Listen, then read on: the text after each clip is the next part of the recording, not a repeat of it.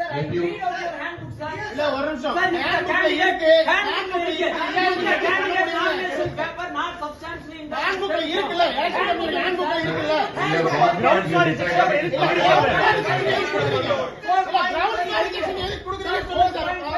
இல்ல ground for rejection எதுக்கு கொடுத்தீங்க அப்படியே நான் வந்து format it is a ground for rejection இருக்குல்ல handbookல நீங்க ஏன் அப்புறம் வந்து 4.5.8 Sir, we have already considered the point to raise and decided. We have already considered the point to raise and decided.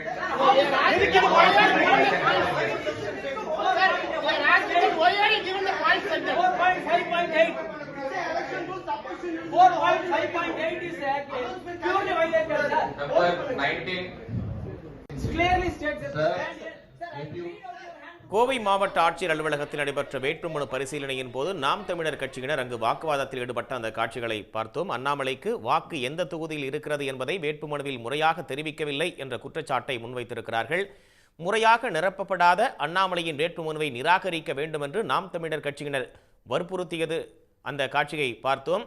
மேலும் வேட்புமனு விதிமுறைப்படி இல்லை என்று கூறி நாம் தமிழர் கட்சியினர் அந்த வேட்புமனுவை ஏற்கக்கூடாது என்று கடுமையான எதிர்ப்பை தெரிவித்திருக்கிறார்கள். இருப்பினும் அண்ணாமலையினுடைய வேட்புமனு ஏற்கப்பட்டிருக்கிறது. அண்ணாமலைக்கு வாக்கு எந்த தொகுதியில் இருக்கிறது என்பதை வேட்புமனுவில் முறையாக தெரிவிக்கவில்லை என்ற குற்றச்சாட்டு அவர்களால் முன்வைக்கப்பட்டிருக்கிறது.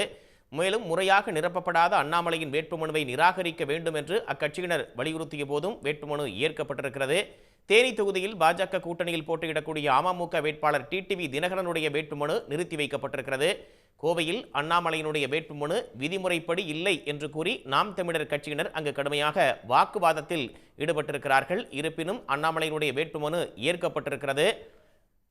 அண்ணாமலைக்கு வாக்கு எந்த தொகுதியில் இருக்கிறது என்பதை வேட்புமனுவில் முறையாக தெரிவிக்கவில்லை என்ற குற்றச்சாட்டு அவர்களால் முன்வைக்கப்படுகிறது.